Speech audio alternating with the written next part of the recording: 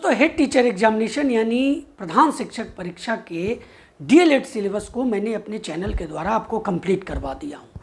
इसका रिवीजन मैं आपको करवा रहा हूँ, जिसमें बहुत सारे प्रैक्टिस सेट भी मैंने आपके बीच में रखा है और चैप्टर वाइज भी मैंने आपको लगातार शुरू से जो भी महत्वपूर्ण है वो आपके बीच में रखते आ रहा हूँ रिवीजन के लिहाज से। दोस्तों इस क्रम में पिछले वीडियो में मैंने आपको कोहेल वर्ग के नैतिक विकास सिद्धांत का डिटेल बताया था। आज इस वीडियो में मैं कोहेल वर्ग के नैतिक विकास सिद्धांत का एमसीक्यू का सेट आपके बीच लेकर के उपस्थित हूँ।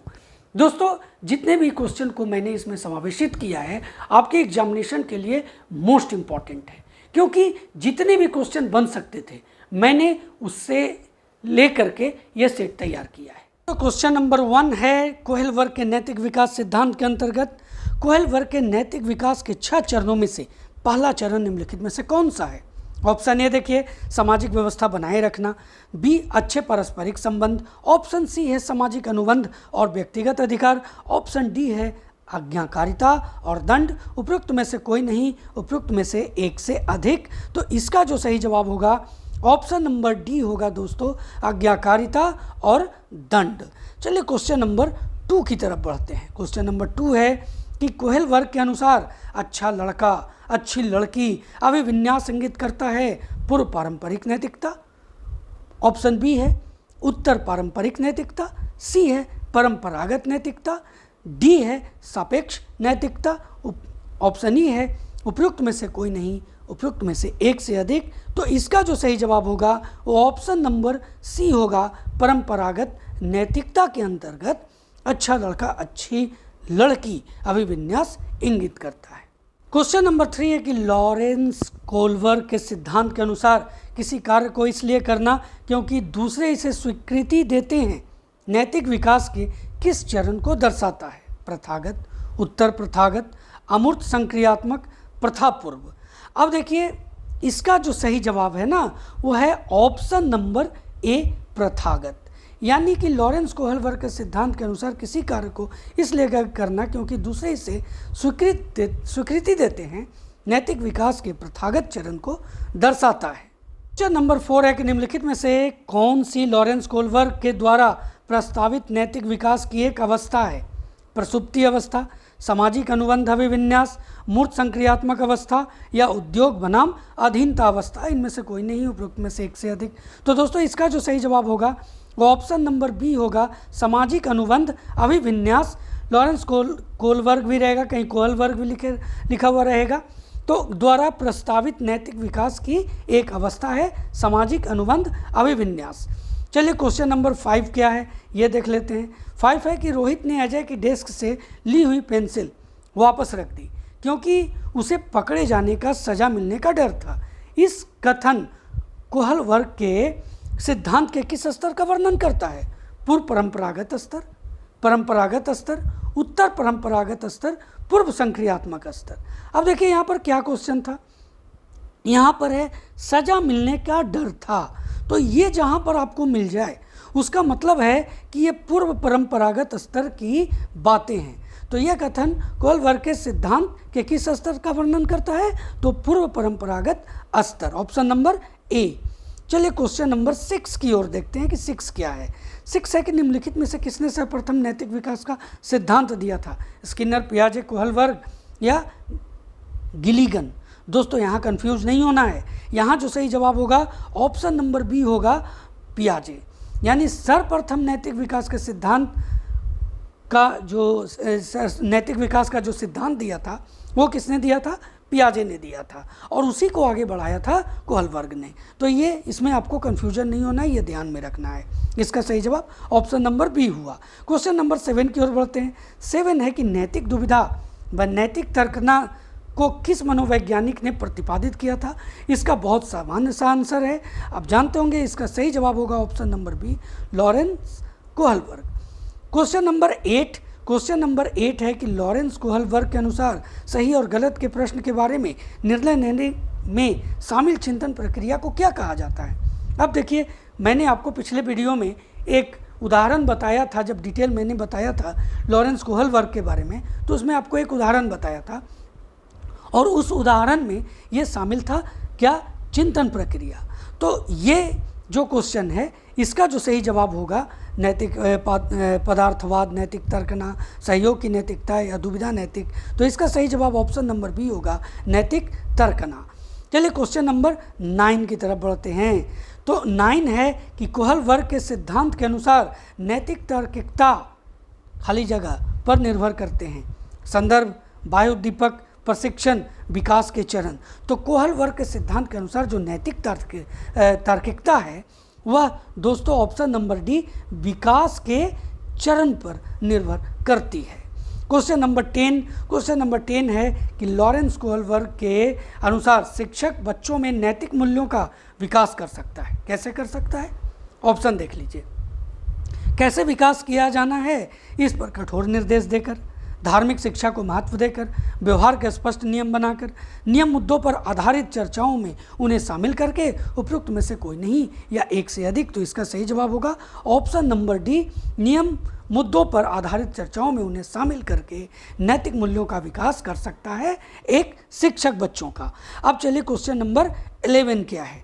11 है कि निम्न में से कौन बच्चे को नैतिक दार्शनिक के रूप में वर्णित करता है? पियागेट, एरिक्सन, कोहल वर्ग या एरिक्सन? तो नैतिक दार्शनिक के रूप में कौन करता है दोस्तों? तो कोहल वर्ग वर्णित करता है नैतिक दार्शनिक के रूप में। ऑप्शन नंबर सी इसका सही जवाब हुआ। क्वेश्चन नंबर 12 है कि पूर्व परंपरागत नैतिकता में बहुत से नियमों तथा मूल्यों को व्यक्ति द्वारा आंतरिकता दी जाती है। ऑप्शन बी है, न्याय के व्यापक तथा उदारता आधारित सिद्धांत नियमों को सामाजिक अनुबंध के रूप में देखने के लिए शामिल किए जाते हैं। सी है, नियमों तथा मूल्यों पर विचार विकसित नहीं होता है। ऑप्शन डी है, व्यक्ति के लिए नियम तथा मूल्य वाह्य होते हैं। तो इसका जो सही जवाब है ऑप्शन नंबर डी, यानी व्यक्ति के लिए नियम तथा मूल्य बाह्य होते हैं। यानी पूर्व परंपरागत नैतिकता में व्यक्ति के लिए नियम तथा मूल्य बाह्य होते हैं, यह इसका सही जवाब। नंबर 13 है कि सजा के डर से सीखा अपने माता पिता और शिक्षकों की बात मानती है। कोहल वर्ग के सिद्धांत के अनुसार वह खाली जगह से संबंधित है। अब यहाँ पर ऑप्शन देख लीजिए। पूर्व पारंपरिक नैतिकता, ऑप्शन बी है पारंपरिक नैतिकता, ऑप्शन सी है उत्तर पारंपरिक नैतिकता और डी है स्वायत्त नैतिकता। तो सजा के डर से सीखा अपने माता पिता और शिक्षकों से बात मानती है। कोहल वर्ग के सिद्धांत से वह कौन सा तो दोस्तों आपने किससे संबंधित है? तो इसका जो सही जवाब है ना वो है ऑप्शन नंबर ए, पूर्व पारंपरिक नैतिकता, क्योंकि सजा की बात कहाँ होती है? पूर्व पारंपरिक नैतिकता में। क्वेश्चन नंबर 14 है कि लॉरेंस कोहल वर्ग के सिद्धांत के अनुसार किस चरण पर नैतिक चिंतन शुरुआती सामाजिक परिप्रेक्ष्य पर आधारित होता है?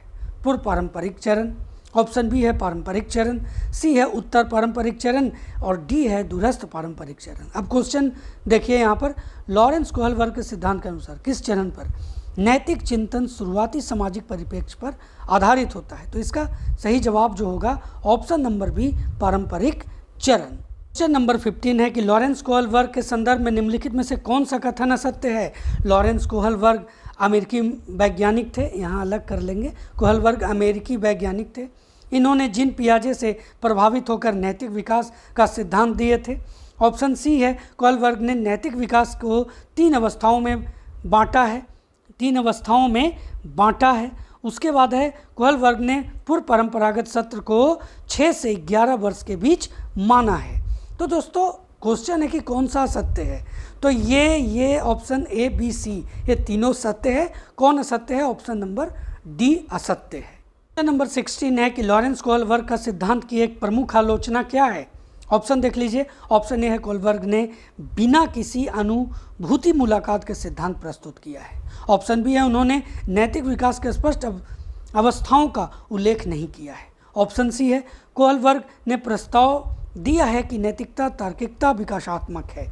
ऑप्शन डी है, कोहल वर्ग ने पुरुषों एवं महिलाओं की नैतिक तार्किकता में सांस्कृतिक विभिन्नताओं का महत्व नहीं दिया है। तो जो सही जवाब होगा ऑप्शन नंबर डी होगा, जो प्रमुख आलोचना यही है कि कोहल वर्ग ने पुरुषों एवं महिलाओं की नैतिक तार्किकता में सांस्कृतिक विभिन्नताओं को महत्व नहीं दिया। नंबर 17 है कि आप एक शिक्षिका के रूप में रैंगिंग और धमकाने में सख्त विरोधी हैं। तथा इस संदर्भ में विद्यालय में पोस्टर लगवाते हैं तथा समिति बनवाते हैं। आपसे जुड़ने वाले किशोर जो इस विचार से दृढ़ विश्वासी हैं, निम्नलिखित में से किस स्तर पर आएंगे?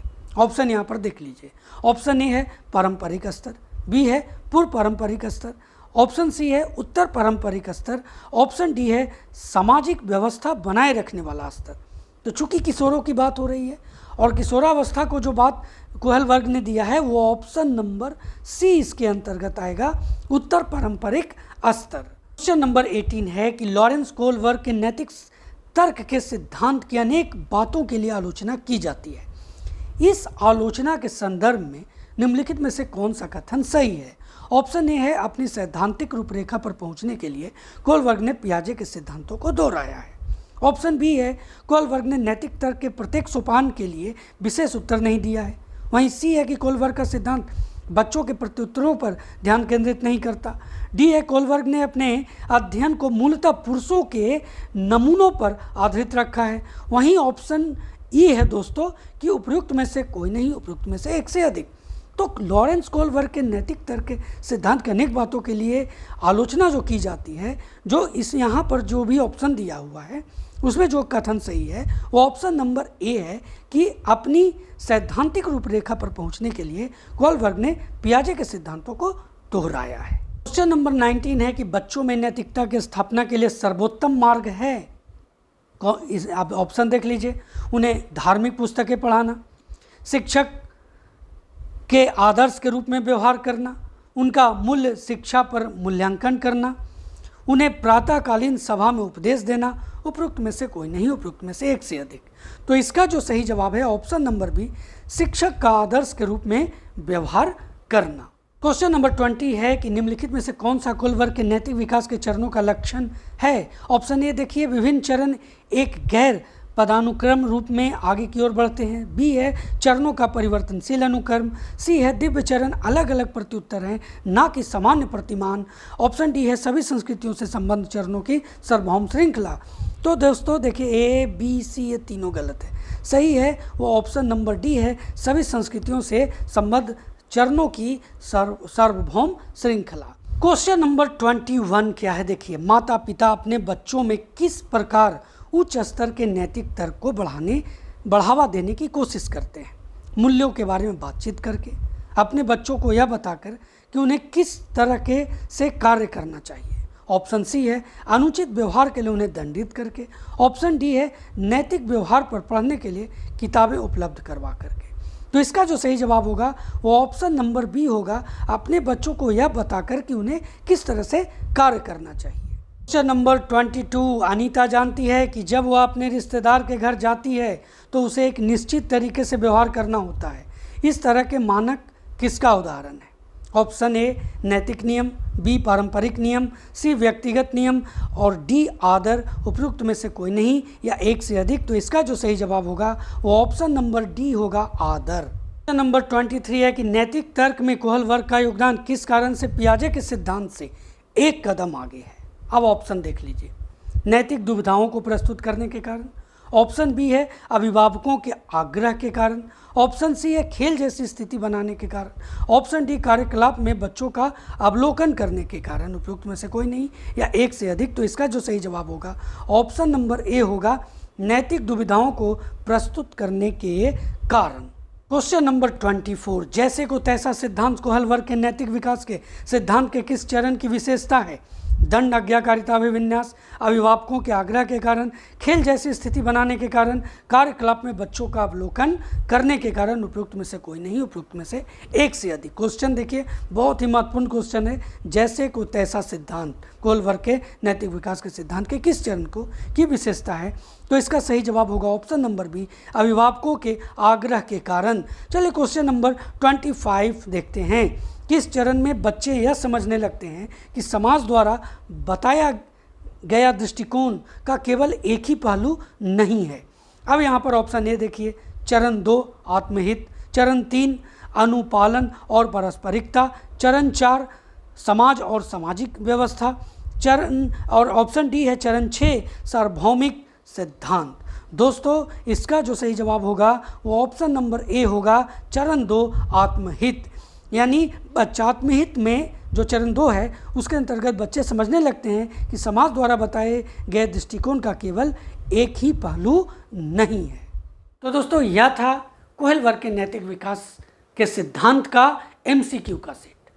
दोस्तों आगे भी मैं आपको DLED सिलेबस का रिवीजन इसी तरह से करवाता रहूँगा। GS सिलेबस की बात करें तो उसका रिवीजन मैं आपको डिटेल के साथ MCQ के साथ आपके बीच में लगातार लेकर के आ रहा हूँ। तो दोस्तों अगले वीडियो तक जय हिंद।